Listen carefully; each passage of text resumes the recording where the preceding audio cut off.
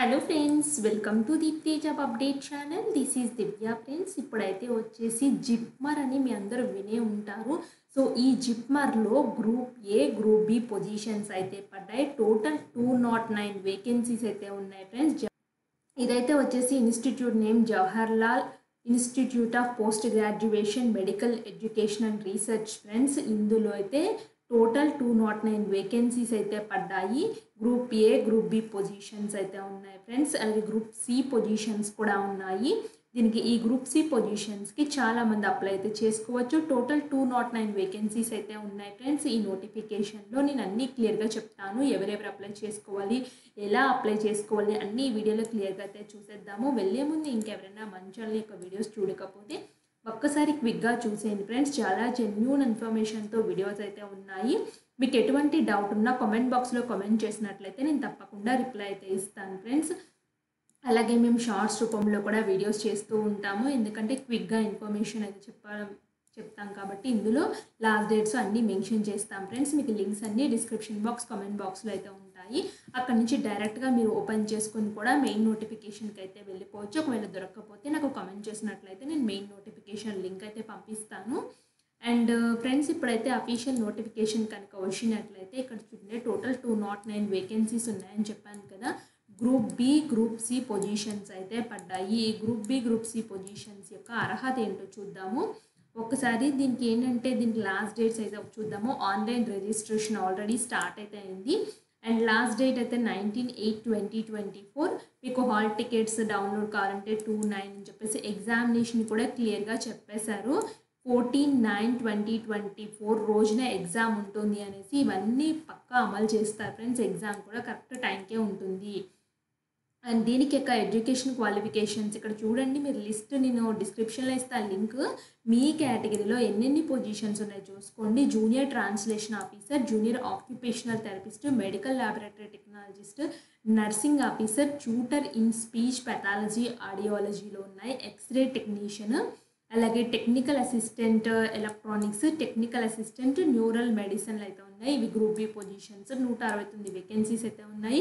Group C అయితే వచ్చేసి anaesthesia technician, audiology technician, junior administrative assistant, pharmacist, respiratory laboratory technician, stenographer grade 2, cardiographic technician అయితే ఉన్నాయి friends. ఇలా total 209 vacancies అయితే ఉన్నాయి. రెండు కలిపి గ్రూప్ బి, గ్రూప్ సి కలిపేసి. సో ముందు మీరు ఏం చేస్తారంటే ఫస్ట్ నేను గ్రూప్ సి పోస్టులను అయితే ఎక్స్ప్లెయిన్ అయితే చేస్తాను ఫ్రెండ్స్. చాలా ఎక్కువ మంది అయితే ఉంటారు కదా గ్రూప్ సికి యూటిలైజ్ చేసుకునే వాళ్ళు. మిగతా పొజిషన్స్ అయితే చాలా హై క్వాలిఫికేషన్స్ అయితే ఉన్నాయి. సో నేను అవి కూడా ఎక్స్ప్లెయిన్ చేస్తాను. ఫస్ట్ అయితే గ్రూప్ సి పొజిషన్స్ అయితే చెప్తాను ఫ్రెండ్స్. చూడండి క్లియర్గా ఫ్రెండ్స్. ఇదిగో చూడండి group C positions. Anaesthesia technician, degree in anaesthesia technology కానీ డిప్లొమా ఎనస్థీషియన్ టెక్నాలజీ కానీ చేసి 2 years చేసి అయితే ఉండాలి. 1 year ఎక్స్పీరియన్స్ అయితే ఉండాలి. మీకు లెవెల్ 4 శాలరీ పే చేస్తారు. అండ్ ఏజ్ లిమిట్ అయితే అప్ టు 30 years అని మెన్షన్ చేశారు. ఆడియాలజీ టెక్నీషియన్ అయితే diploma in hearing language speech కానీ డిప్లొమా హియరింగ్ ఎయిడ్ కానీ ఎర్మౌల్ టెక్నాలజీ కానీ చేసి అయితే ఉండాలి. నాలెడ్జ్ ఆఫ్ తమిళ్ అని క్లియర్గా మెన్షన్ చేశారు. మీకు లెవెల్ 4 శాలరీ పే చేస్తారు. అప్ టు 25 years అని మెన్షన్ చేశారు. Junior administrative assistant 12th class అది ఈక్వివాలెంట్ ఫ్రమ్ రికగ్నైజ్డ్ యూనివర్సిటీ నుంచి చేసి మీకు టైపింగ్ స్పీడ్ అయితే వచ్చి అయితే ఉండాలి. 35 words per minute English, 30 words per minute Hindi అయితే వచ్చి ఉండాలి. మీకు లెవెల్ 2 శాలరీ పే చేస్తారు. Up to 30 years me age అయితే ఉండాలి. ఫార్మసిస్ట్ పొజిషన్స్కి డిగ్రీ ఇన్ ఫార్మసీ చేసి 1 year ఎక్స్పీరియన్స్ యాజ్ ఫార్మసిస్ట్గా ఉండాలి. డిప్లొమా ఇన్ ఫార్మసీ చేసిన 2 years ఎక్స్పీరియన్స్ ఇన్ ఫార్మసిస్ట్గా ఉండాలి. లెవెల్ 5 శాలరీ పే చేస్తారు. అప్ టు 30 years అయితే ఏజ్ అయితే ఉండాలి. రెస్పిరేటరీ ల్యాబొరేటరీ టెక్నీషియన్ అయితే వచ్చేసి BSc MLT degree from recognised university నుంచి చేసి 1 year experience in pulmonary functional test ల్యాబొరేటరీలు అయితే ఉండాలి. 1 year training in computer software handling. ఇవి డిజైరబుల్ అయితే అంత అవసరం లేదు ఫ్రెండ్స్. ఎసెన్షియల్ జస్ట్ మీకు బీఎస్సీ ఎంఎల్టీ డిగ్రీ ఉంటే దీనికి ఈ రెస్పిరేటరీ ల్యాబొరేటరీ టెక్నీషియన్కి అప్లై చేయొచ్చు. లెవెల్ 5 శాలరీ పే చేస్తారు. Up to 30 years me age అయితే ఉండాలి. స్టెనోగ్రాఫర్ గ్రేడ్ 2 అయితే వచ్చేసి 12th class పాస్ అయిపోయి మీ స్కిల్ టెస్ట్ అయితే ఈ విధంగా అయితే ఉండాలి.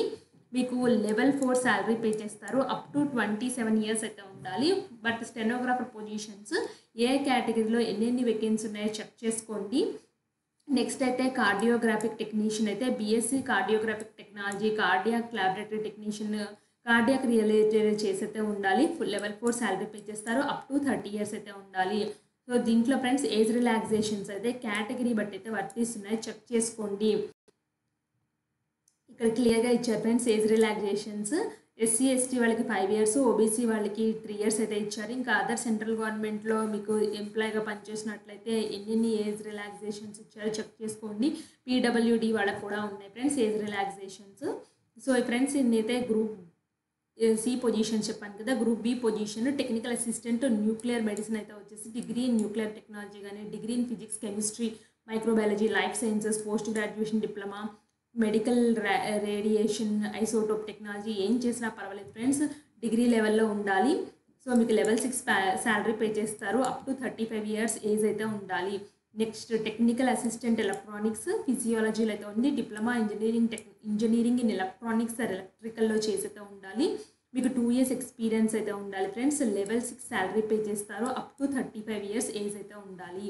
నెక్స్ట్ ఎక్స్రే టెక్నీషియన్ అయితే వచ్చేసి బీఎస్సీ రేడియోగ్రఫీ కానీ, మెడికల్ ఇమేజింగ్ టెక్నాలజీ కానీ చేసైతే ఉండాలి. మీకు 2 ఇయర్స్ ఎక్స్పీరియన్స్ అయితే ఉండాలి. అప్ టు 30 ఇయర్స్ వరకు అయితే పే చేస్తారు. అప్ టు 30 ఇయర్స్ వరకు ఏజ్ అయితే ఉంటుంది. లెవెల్ 6 శాలరీ అనేది పే చేస్తారు. ఎక్స్రే టెక్నీషియన్ అయితే వచ్చేసి BSc radiation technology, BSc radiotherapy మీద చేసైతే ఉండాలి. మీకు లెవెల్ 6 శాలరీ పే చేస్తారు. అప్ టు 30 ఇయర్స్ ఏజ్ అయితే ఉండాలి మీది. So next tutor in speech pathology ఆడియాలజీలో, post graduate degree in speech languages pathology ఆడియాలజీలో అయితే ఉండాలి. నాలెడ్జ్ ఇన్ తమిళ్ అయితే ఉండాలని చెప్తున్నారు. డిజైరబుల్ ఫ్రెండ్స్, బట్ ఇది నాట్ కంపల్సరీ అయితే ఉంది. లెవెల్ 7 శాలరీ పే చేస్తారు. 35 ఇయర్స్ ఏజ్ అయితే ఉంది. నర్సింగ్ ఆఫీసర్ అయితే వచ్చేసి బీఎస్సీ నర్సింగ్ కానీ, ఇండియన్ నర్సింగ్ కౌన్సిల్ నుంచి రిజిస్టర్ చేసుకోవాలి. లేకపోతే post basic BSc nursing from Indian nursing council నుంచి కానీ, registered nursing and midwife in state Indian nursing council నుంచి చేసుకోవాలి. మీరు డిప్లొమా జనరల్ నర్సింగ్ మిడ్వైఫరీ చేసినా పర్వాలేదు ఫ్రెండ్స్. మీకు లెవెల్ 7 శాలరీ పే చేస్తారు. అప్ టు 35 ఇయర్స్ ఏజ్ అయితే ఉండాలి. Junior occupationist therapist, degree in occupational therapy కానీ, 2 ఇయర్స్ ఎక్స్పీరియన్స్ అయితే ఉండాలి.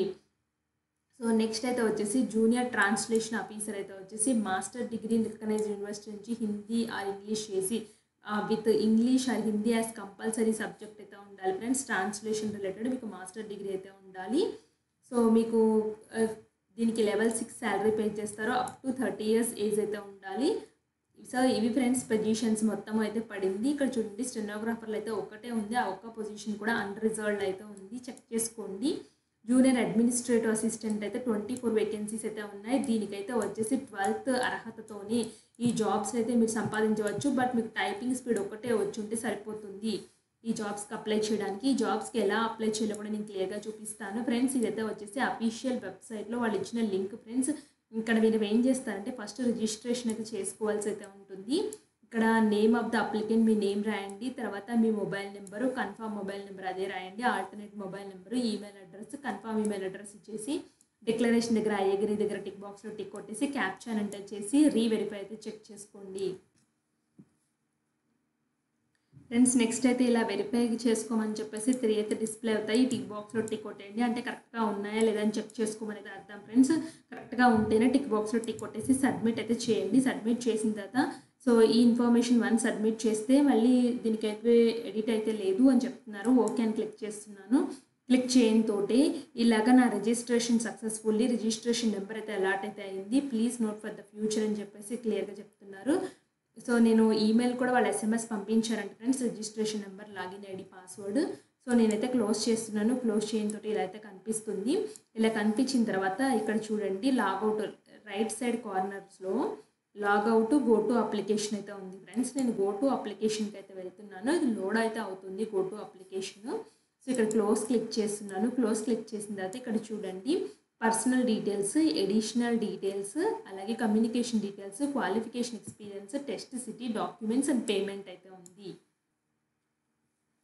ఫ్రెండ్స్. నేనైతే పేమెంట్ అయితే కవర్ చేయలేదు ఇందాక. సో ఇప్పుడు పేమెంట్ ఆప్షన్ అయితే నోటిఫికేషన్లో చూసినట్లయితే ఇక్కడ అన్రిజర్వ్డ్ ఈడబ్ల్యూఎస్ వాళ్ళకి 1500 ప్లస్ ట్రాన్సాక్షన్ ఛార్జెస్ అయితే ఉంది. ఓబీఎస్సీ వాళ్ళకి కూడా 1500 plus transaction charges, SC ST వాళ్ళకి అయితే 1200 ప్లస్ ట్రాన్సాక్షన్ ఛార్జెస్, పీడబ్ల్యూబీడీ వాళ్ళకి ఎక్సెంప్టెడ్ అయితే ఉన్నారు. దీంట్లో ఓన్లీ పీడబ్ల్యూబీడీ వాళ్ళకి మాత్రమే ఎక్సెంప్షన్ అయితే ఇచ్చారు. సో ఇక్కడ కిందకి ఇలా వచ్చినట్టయితే జనరల్ ఇన్స్ట్రక్షన్స్ అయితే ఉన్నాయి ఫ్రెండ్స్. ఇక్కడ చూడండి ఫోటోగ్రఫీ ఇలా అప్లోడ్ చేయమని చెప్తున్నారు. The photograph must be taken with the placard while the place is being held by the candidate, indicating the name of the candidate and date of the capture. The name and photograph should be legible. So ఇక్కడ కనిపించాలి క్లియర్గా అని చెప్పేసి చెప్తున్నారు friends. ఇక్కడ ఇలా ఈ photograph ఫార్మాట్లో మీరు అప్లోడ్ చేయాల్సి అయితే ఉంటుంది. So candidate apex and his and her signature అని చెప్పేసి ఇంత సైజ్లో డైమెన్షన్స్లో ఉండాలని క్లియర్గా మెన్షన్ చేస్తున్నారు. సో మీరు ఏం చేస్తారంటే ఫ్రెండ్స్, ఫోటో తీసుకునేటప్పుడు ఒక వైట్ పేపర్ని ఇలా ఈ ఫార్మాట్లో పట్టుకుని ఫోటో దిగండి. దిగిన తర్వాత ఆ వైట్ కలర్ ఫార్మాట్లో మనం పెయింట్ ద్వారా అక్కడ డేట్ అండ్ అలాగే మీ నేమ్ని ఇన్సర్ట్ అయితే చేయొచ్చు.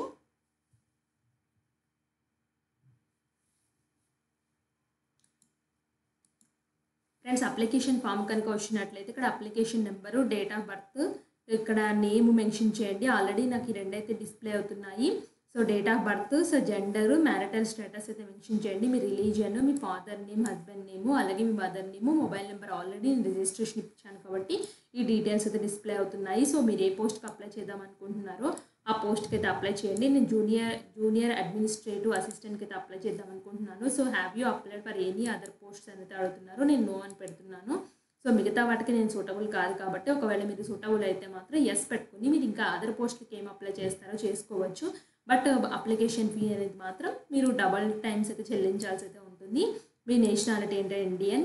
సో క్యాండిడేట్ ఓన్ కేటగిరీ ఏంటో మెన్షన్ చేయండి. ఇక్కడ నెక్స్ట్ ఇలా కిందకి వచ్చినట్లయితే bank passbook, nationalised bank address, photo, date of birth ఉందంటే ఎస్ కొట్టండి. డూ యూ హ్యావ్, సో మీ account number, name of the bank passbook nationalised బ్యాంక్లో ఇవ్వండి ఫ్రెండ్స్, ఏం కాదు, ట్రస్టెడే. So next do you have driving licence అంటే నో అని పెడుతున్నాను. ఓటర్ ఐడి కార్డు ఉంటే ఎస్ పెడుతున్నాను. మీకు ఏమైనా పాస్పోర్ట్ ఉంటే పెట్టండి. ఓటర్ ఐడి కార్డ్ పెట్టినట్లయితే దాని యొక్క ID, name of the ID card అయితే ఇవ్వండి. I'm voluntarily submitting my identity proof అని చెప్పేసి ఇక్కడ టిక్ బాక్స్లో టిక్ కొట్టేసి సేవ్ అండ్ నెక్స్ట్కి వెళ్ళినట్లయితే అడిషనల్ డీటెయిల్స్కి అయితే తీసుకెళ్తుంది.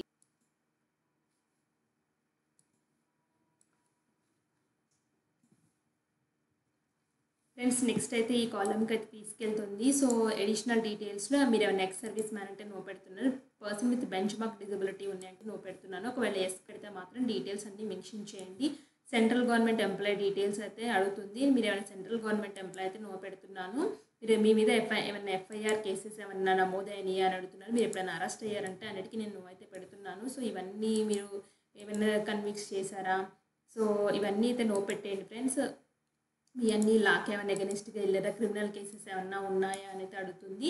మీరు ఏమైనా డిపార్ట్మెంటల్ ఎంక్వైరీ ఉన్నాయా మీ మీద అనేది అడుగుతుంది ఫ్రెండ్స్. ఉన్న వాళ్ళు మాత్రం తప్పకుండా మెన్షన్ చేయండి. బట్ వెరిఫికేషన్ దొరికిపోతే మళ్ళీ ప్రాబ్లం అవుతుంది కాబట్టి ఉంటే పెట్టండి, లేకపోతే నో అని పెట్టేసి సేవ్ అండ్ నెక్స్ట్కి వెళ్ళినట్లయితే సో కమ్యూనికేషన్ డీటెయిల్స్కి అయితే తీసుకెళ్తుంది ఫ్రెండ్స్. కమ్యూనికేషన్ డీటెయిల్స్లో ఇక్కడ కరస్పాండెంట్ అడ్రస్, పర్మనెంట్ అడ్రస్ అయితే ఇచ్చేయండి. సో అంటే మీరు ప్రజెంట్ ఎక్కడ నివసిస్తున్నారు, మీ పర్మనెంట్ అడ్రస్ ఏంటో మొత్తం అన్ని, ఏ కంట్రీ ఏంటి, డిస్ట్రిక్ట్ ఏంటి, స్టేట్ ఏంటి మెన్షన్ చేసి నెక్స్ట్కి వెళ్ళినట్లయితే క్వాలిఫికేషన్ ఎక్స్పీరియన్స్కి అయితే తీసుకెళ్తుంది. అయితే క్వాలిఫికేషన్ డీటెయిల్స్కి అయితే తీసుకొచ్చింది. Please select the serial number of your essential qualification అయితే వచ్చింది. సీరియల్ నెంబర్ 1 అయితే జూనియర్ అడ్మినిస్ట్రేటివ్ అసిస్టెంట్కి అప్లై చేద్దాం అనుకుంటున్నాను కదా.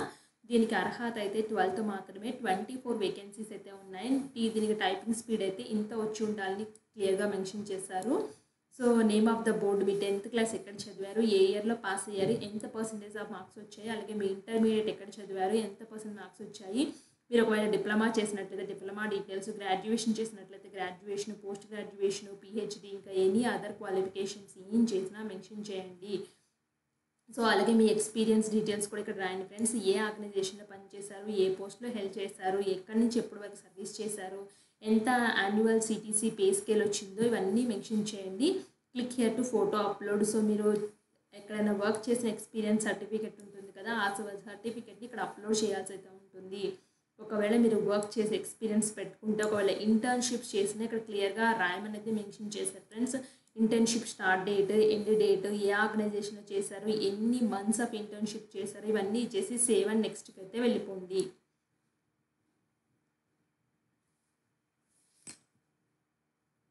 అయితే టెస్ట్ సిటీ సెంటర్స్ అయితే వస్తుంది. ప్రిఫర్డ్ టెస్ట్ సిటీ అయితే వచ్చేసి ఫస్ట్ ఎక్కడ పెట్టుకుంటారు, నేను తెలంగాణ పెడదాం అనుకుంటున్నాను. తెలంగాణలో హైదరాబాద్ టెస్ట్ సెంటర్ అయితే ఉంది.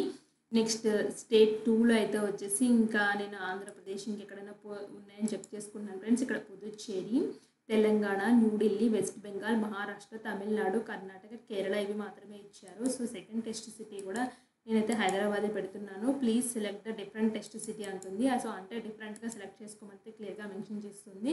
సో నెక్స్ట్ అయితే నేను కేరళ అయితే సెలెక్ట్ చేస్తున్నాను. కేరళలో అయితే వచ్చేసి చాలా ప్లేసెస్ తిరువనంతపురము ఇక్కడ అయితే ఇచ్చారు ఫ్రెండ్స్. నెక్స్ట్ అయితే వచ్చేసి నేను కర్ణాటకలో సెట్ చేసుకుంటున్నాను. కర్ణాటకలో అయితే వచ్చేసి బెంగళూరు టెస్ట్ సెంటర్ సెలెక్ట్ చేసుకున్నాను ఫ్రెండ్స్. ఇవి ఇచ్చేసి సేవ్ అండ్ నెక్స్ట్కి అయితే వెళ్ళిపోతున్నాను.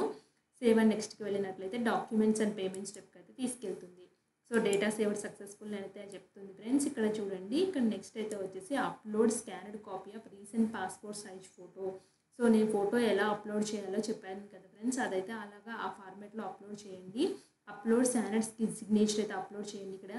అలాగే అదర్ రిలవెంట్ డాక్యుమెంట్స్ అంటే మీ ఎడ్యుకేషన్ క్వాలిఫికేషన్ రిలేటెడ్ డాక్యుమెంట్స్ ఇక్కడ అప్లోడ్ చేయండి. నేనైతే 1500 కట్టాలని అయితే చూపిస్తుంది ఫ్రెండ్స్ ఇక్కడ. సో పేమెంట్ మోడ్ అయితే ఆన్లైన్లో కట్టాల్సి అయితే ఉంటుంది. డిక్లరేషన్ దగ్గర ఈ టిక్ బాక్స్లో టిక్ కొట్టండి, అంటే నేను ఇచ్చిన ఇన్ఫర్మేషన్ అంతా కరెక్టే అని చెప్పేసి టిక్ బాక్స్లో టిక్ కొట్టేసి ఇక్కడ ఇచ్చిన క్యాప్చర్ ఎంటర్ చేసి సబ్మిట్ అయితే చేయండి ఫ్రెండ్స్. ఇంతే అప్లికేషన్ ఫాము. సబ్మిట్ చేసే ముందు ఒకసారి ప్రివ్యూలో చెక్ చేసుకోండి 1-2 సార్లు. సో మీకు ఏమైనా మిస్టేక్స్ ఉన్నాయా అని చెప్పేసి. సో అన్ని మిస్టేక్స్ ఏమీ లేవు, అంతా మంచిగా ఉన్నాయి అనుకుంటే సబ్మిట్ చేయండి. సబ్మిట్ చేసిన వెంటనే మిమ్మల్ని పేమెంట్ గేట్వేకి అయితే తీసుకెళ్తుంది. సో పేమెంట్ గేట్వేలో మీరు క్రెడిట్ కార్డ్ కానీ డెబిట్ కార్డ్ కానీ నెట్ బ్యాంకింగ్ ద్వారా కానీ మీరు మనీ అయితే పే చేసేయాలి. ఆ మనీ 1500 అనేది. సో అప్పుడు మీ అప్లికేషన్ ఫాము సక్సెస్ఫుల్గా ఫైనల్గా సబ్మిట్ అయితే అయిపోతుంది. సో దాన్ని మీరు ప్రింట్అవుట్ తీసుకొని కానీ ఆ మెయిల్ ఐడిలో సేవ్ చేసి కానీ పెట్టుకోండి ఈ అప్లికేషన్ పీడిఎఫ్ ఫర్దర్ రిఫరెన్స్ కోసం. ఫ్రెండ్స్ ఈ పొజిషన్స్కి అయితే ఇలా అయితే అప్లై అయితే చేయాలి. మీకు ఏమైనా డౌట్ ఉంటే కామెంట్ బాక్స్లో కామెంట్ చేయండి, నేను తప్పకుండా రిప్లై అయితే ఇస్తాను. ఇలాంటి మరిన్ని అప్డేట్స్ కోసం మన ఛానల్ని సబ్స్క్రైబ్ చేయండి. Thanks for watching.